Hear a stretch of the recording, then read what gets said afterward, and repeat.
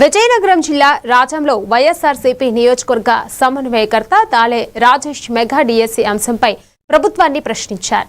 డిఎస్సీలో అక్రమాలకు సంబంధించిన ఆధారాలు వెలుగులోకి వచ్చినా చర్యలు తీసుకోలేదని ఆరోపించారు. 372 మందికి పరీక్ష రాయకుండానే ఉద్యోగాలు ఇచ్చారన్న ఆరోపణలపై విచారణ జరపాలని డిమాండ్ చేశారు. డిఎస్సీపై సమాధానం చెప్పకుండా గ్రూప్ 1 అంశాన్ని తెరపైకి తెచ్చి ప్రభుత్వం దృష్టి మళ్లిస్తుందని విమర్శించారు. అందరికీ నమస్కారం. నేను మీ డాక్టర్ తలే రాజేష్, రాజాం నియోజకవర్గపు వైఎస్ఆర్ కాంగ్రెస్ పార్టీ ఇన్ఛార్జిని. ఈ మధ్యకాలంలో కూటమి ప్రభుత్వం డిఎస్సి పోస్టులు అంటూ చాలా ప్రతిష్టాత్మకంగా మేము తీసాము అని చెప్పి వదలగొట్టారు. అయితే తీరా చూస్తే పైన పటారం లోన లోటారంలా ఉంది. మొత్తం పోస్టుల్లో ఏదైతే స్పోర్ట్స్ కోటా అంటూ వదలగొట్టారో ఆ స్పోర్ట్స్ కోటాలో ఎవరికి గేమ్స్ కానీ స్పోర్ట్స్ కానీ బహుశా ఆడడం రాదు, పక్కన పెడితే బహుశా ఎప్పుడు చూసి కూడా ఉండరు.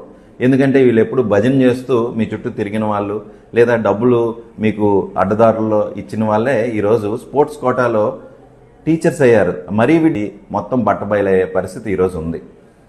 మూడవది, ఏదైతే ఈ 372 పోస్టులు ఎలా తీసుకున్నారు అని మీరు అడిగితే పివి సింధు గారిని తీసుకొచ్చారు. ఆమె భారతదేశం గర్వించదగ్గ ఒక క్రీడాకారిణి. ఆమెతో 372 మందిని పోల్చి అసలు ఎగ్జామ్ రాయకుండా స్పోర్ట్స్కి సంబంధం లేకుండా ఎవరైనా సరే అడ్డగోలుగా వచ్చారా లేదనేది ఒకసారి మీకే అర్థమవుతుంది.